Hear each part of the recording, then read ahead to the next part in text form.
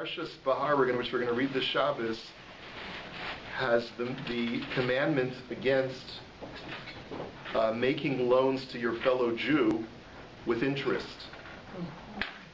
This is unfortunately something which a lot of Jews are nichshal in. It's one of the 613 commandments of the Torah. It's a very serious mitzvah. The Gemara devotes an entire chapter of Maseches Bava Metzia to the laws of interest. And the Gemara tells us that he who gives loans with interest loses his share in the world to come. So you have to be very, very careful about this. Whether you're in charge of the finances or your husband is, make sure that if you borrow money or you lend money, it's done to another Jew. It's done without interest, and there are ways to get around this, namely something called the heter iska, which we won't go into. There are a lot of details to discuss today. But what I wanted to focus in on is the way that the Torah phrases the mitzvah, and something that the Gemara extracts from this mitzvah, which seems to be totally out of character of the mitzvah. The Torah says in Perek Chafhei, it says, "V'chi amuch achicha." If your brother is down on his luck, he becomes impoverished. U'matay yado imach v'hechezakta bo, so that you have an obligation to strengthen him. Ger v'soshav v'chai imach, whether he be the stranger or the resident, you have to make sure that he lives with you.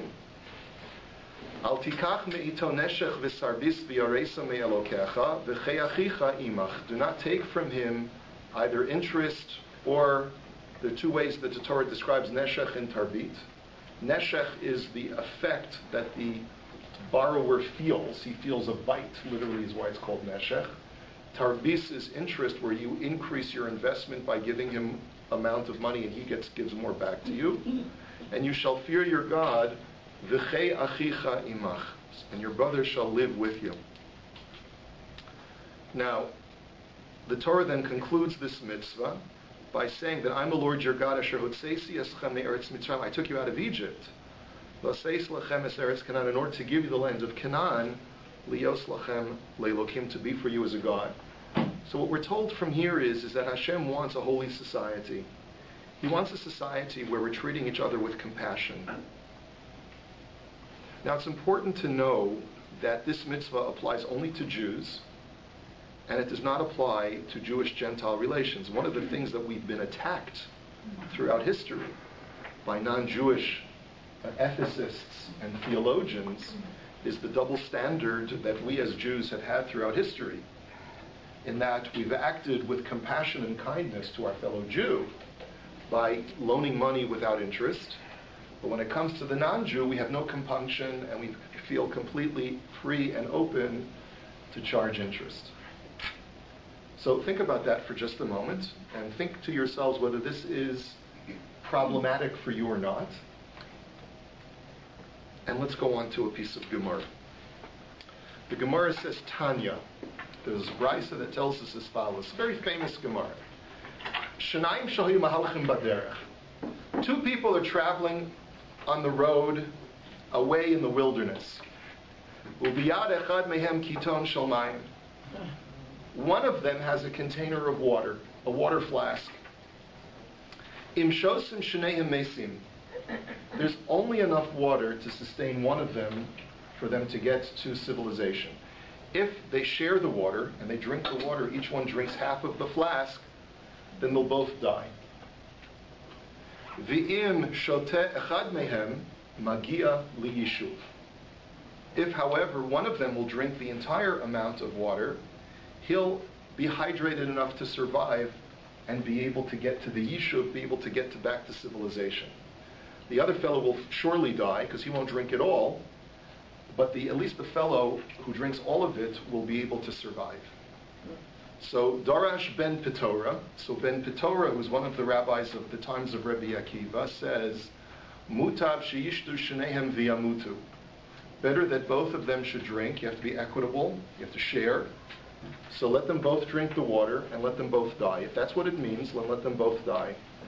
Now, Ben Petora doesn't sound to be completely ridiculous when you think about it, because really what he's suggesting is, who knows what will happen? Maybe a miracle will happen. Maybe we'll both drink the water, and then we'll find an oasis in the middle that we were not planning, or it'll rain. Well, who knows what'll happen? So, but if that's what it comes down to, you should share the water, both people should drink, and if they die, they die. Let not one person look by while his friend dies, because he didn't share his water with him. Ad sheba Rabbi Akiva. But Rabbi Akiva then came along. That was the accepted halacha until Rabbi Akiva came along and taught, V'limei, V'chei achicha imach. Your brother has to live with you. Chayecha kodmim l'chayei chavercha. Your life takes priority over your friend's life. And therefore, you should not sacrifice your life in order to help your friend. Your life is more important. And that's the accepted halacha, because Rabbi Akiva is the final authority on the matter. So let's try and understand, first of all, what Rabbi Akiva is saying. He's talking about a unique situation where you're the holder of the water. It's your water. It's not that the water belongs to both of you, right? And that you kill the guy so that you can have all the water. That's not what we're talking about. You're the owner of the water, and you have a choice. I can either share the water, and therefore, if nature takes its course, we'll both die. Or I can drink all the water myself, preserve my life, even if it means causing this other person's demise, or just allowing him to die because I didn't share my water. Rabbi Akiva says the word imach in the pasuk seems to be telling me that the only time that I have an obligation to make sure that that other fellow lives is if it's not at my expense. It can't be at my expense. So yes, I have to provide him. I have to provide for him, but it can't be at my expense. Now, the question that you have to ask is, so that's what the word imach means? If that's what the word imach means, that it has to be, I have to be number one. So while I'm providing for my friend, I can't sacrifice myself in the process. Then how is that connected to the laws of ribit, to the laws of taking interest? Remember, if you're deriving it from a text in the Torah, it has to be somewhat analogous to the text that you're drawing it from. So if the Torah is telling me, make sure your friend lives and don't take anything from him because his life is important, how is that analogous to the case here in the pasuk? We're saying v'chei achicha imach, that you got to make sure that your friend survives, and therefore don't take interest from him. And over here, Rabbi Akiva is taking the pasuk and doing the exact opposite with him, with that very pasuk. The pasuk was saying, don't take his money because he's got to live. He's your brother. You got to take care of him. And here Rabbi Akiva is saying the exact opposite. Don't take care of him despite the fact that he's your brother, because you got to take care of number one. Do you see am I making clear the tremendous dilemma of this Talmudic teaching? It's completely inconsistent with the simple meaning of the text. You with me? Yeah. Would anyone like me to repeat the question? Yes, go ahead. No, I just think it's interesting that this is the same Rabbi Akiva who said, Beautiful, beautiful. Guess what? You're not the first person to make that observation. The Chidushei Harim said that only Rabbi Akiva could teach it specifically because he believed in V'ahavta l'reacha kamocha. Specifically because he had as much compassion for another human being as he had for himself. And it was therefore only a Rabbi Akiva who could be believed, who had credibility, to pronounce this halacha. Rabbi Akiva, who was willing to sacrifice his own life al Kiddush Hashem when he knew that it was mandated by Hashem, and he did sacrifice his life al Kiddush Hashem. And he said, V'ahavta l'reacha kamocha. He's the only one with credibility enough to say, in this unique situation, where you're holding all the chips, you got to look at it this way. God gave me the water. He gave the water to me. He wants me to survive. And that's the way I have to look at life that way. If Hashem gave me the water, it means He gave it to me for a reason. He doesn't want me to squander it by causing us both to perish. He wants me to live. If He wanted both of us to live, He would have given us both water. If He wanted us both to live or to share the water, He would have made us equal partners in the flask. But I have the flask, my friend doesn't. Hashem wants me to live. And it's despite the fact of V'ahavta l'reacha kamocha, I can't love Him more than I love myself. I can't love Him at my sense of self-sacrifice.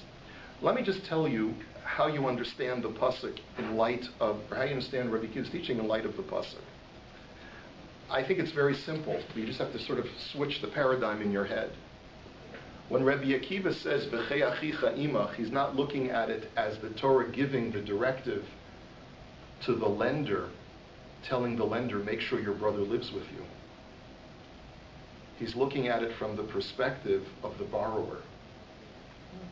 The borrower has to have the attitude that my life is more important than his life, than the lender's life. I needed a loan, it's true. But now when I have the money to pay back, I can't help the person that I love who gave me this beautiful money that he loaned to me. I'm not allowed to pay him back at my own personal sacrifice. What the Torah is basically saying is that one of the reasons why it's forbidden for a person to pay back money with interest, the word for interest in the Torah is neshech. It takes a huge bite out of a person. It's like a snake bites. Before you even are aware of it, it kills you. And anyone who's paid a mortgage knows that. When you go down the list of payments and you realize I've actually paid out more interest to the bank than my house is worth over the course of 20 or 30 years, so then you understand what a killer that is. And what the Torah is saying when it says V'chei achicha imach, it's talking to the lender from Rabbi Akiva's perspective. You've got to make sure that you preserve yourself before you, in the process of paying back that loan, you don't destroy yourself financially in the course of paying back the loan.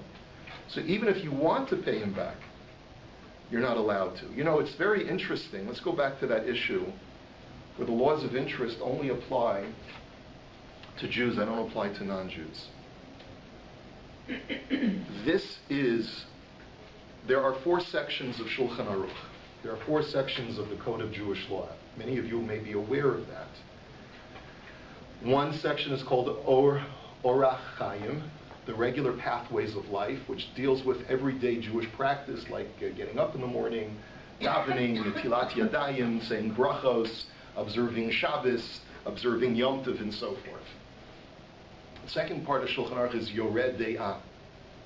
Those aspects of periodic observance which require a certain level of expertise, laws of kashrus, laws of nida, and many other laws which require special expertise, but really are primarily laws that are between you and the Creator. Another section is the laws called Even HaEzer, which it literally means the aiding stone, which refers to laws pertaining to women and marriage and relationships between men and women. And the fourth section is called Choshen Mishpat, the breastplate of justice, which deals with all monetary laws, civil laws, tort laws, laws of jurisprudence. If I was to ask you, where in Shulchan Aruch would you expect to find the laws of Ribbis, the laws which legislate under what circumstances loans are allowed to transpire with interest, where would you place it in Shulchan Aruch? I'd put it in Choshen Mishpat.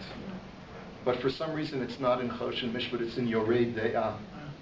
It's in the section of Jewish law which is between Ben Adam LaMakom, not Ben Adam LaChavero. And it's very strange when you think about it. It's the only type of legislated law that has to do with 2 people, 2 consenting adults, can make any kind of financial arrangement that they wish, except for making loans with interest. If I, as a borrower, am more than happy to pay you 5% interest on a loan that you give me, it's still an Isser D'Oraisa for both of us to do it. And the reason is because of the pasuk that Hashem tells us, I want you as a Jewish society to be a community of people. And as a community, you have to be unified, and you have to consider each other brothers, family. And while it's perfectly fine to establish a financial arrangement of any kind with someone who's not a family member, but with family members, if you're living as one family in one land and with one God, then you have to be as unified as possible. And therefore, despite the fact that you may feel that there's nothing wrong with this, and you're perfectly two consenting adults who want to be able to do this financial agreement, you can't. It just won't work, because it's a bein adam lamakom. This is what is necessary for the establishment of a Jewish society that is more of a family, a clan, a tribe, than it is just a disconnected society of people. And that's why there's a difference between Jews and non-Jews. It's not a prerequisite for kindness. It's not a prerequisite for piety to not lend money with interest. If a person wants to, he's willing to take a loan. There's nothing wrong with going ahead and paying interest on a loan. You need the money, and the lender is entitled to compensation for letting you use his money. It's perfectly legitimate, and therefore you have every right to lend a non-Jew money with interest. That's the way the law of the land works. But Hashem has a higher standard for the Jewish people. There was a sociologist by the name of Max Weber in Germany who wrote about the fact that the Jewish Bible really should have been the golden standard for Western civilization. But the reason why they lost was because of this law of ribis, the double standard between Jews and non-Jews. And many people have criticized Weber because how unfair that is to accuse the Jews of being unfair, when the reality is the only way we could survive, the only way that we were able to put food on our table, because we were denied so many opportunities to be landowners, to be able to trade in cattle and in real estate and in commodities. This was their only way that we could survive, was by being money lenders. And this goes back centuries, Shakespeare writes about it with Shylock and so on. So the idea here is that HaKadosh Baruch Hu is telling Klal Yisrael, V'chei achicha imach. You have to make sure that your brother's sustenance, that you want to give him that interest with someone else, that's perfectly fine. But you can't harm yourself in the process. And that's where Rabbi Akiva gets this, draws this halacha from. The distinction that we have to make is that we have to know when we're the lender and when we're the borrower. We have to know when we're holding the flask of water or when someone else is holding the flask of water. It's only under very limited conditions where this halacha of v'chei achicha ima holds true. It's only when you can ascertain that Hashem has given me certain life-sustaining objects in my life, that were I to sacrifice them and to share them with others, I would be compromising my own livelihood, my own ability to survive. That's got nothing to do with the mitzvah of tzedakah. It's got nothing to do with sharing assets that HaKadosh Baruch Hu has given to me that I can part with. And it's got nothing to do with making sure that the rest of Klal Yisrael is provided for and taken care of. It's only under limited conditions that Rabbi Akiva is pointing out to us. Yeah. One is a physical survival, and one is, yes, your mortgage could kill you, but the chances of you getting back on your feet are very good. So there seems to be, and then we have the Teteriska, which, so we get around some of that. So I think there's a little bit of a difference in my eyes about sharing your water or sharing your money. When yes. You can get back and when you can't. I agree with you. But even so, Rabbi Akiva derives the principle, even though it's a principle that doesn't hold true. In other words, it's not the ultimate act of cruelty, but it will end up harming you to some degree. Rabbi Akiva is able to derive from the Torah's attitude of v'chei achicha imach that it certainly applies when you're dealing with a flask of water in the desert. But you're right. There are ways around it, and there are ways to mitigate it. But at least we know that the theme of the Torah is that when Hashem has given you something and He wants you to use it to sustain yourself, you're not obligated, and sometimes you're not even allowed to part with it in order to help someone else. But again, we have to know the limitations of this halacha. The halachas of this are extremely limited. In most situations, we are supposed to make sure that the imperative of V'chei achicha imach tells us that we are supposed to share of our assets with others and make sure that our fellow Jew is provided for. It's very rare that we're the sole possessor of the flask of water. Have a good day, everybody.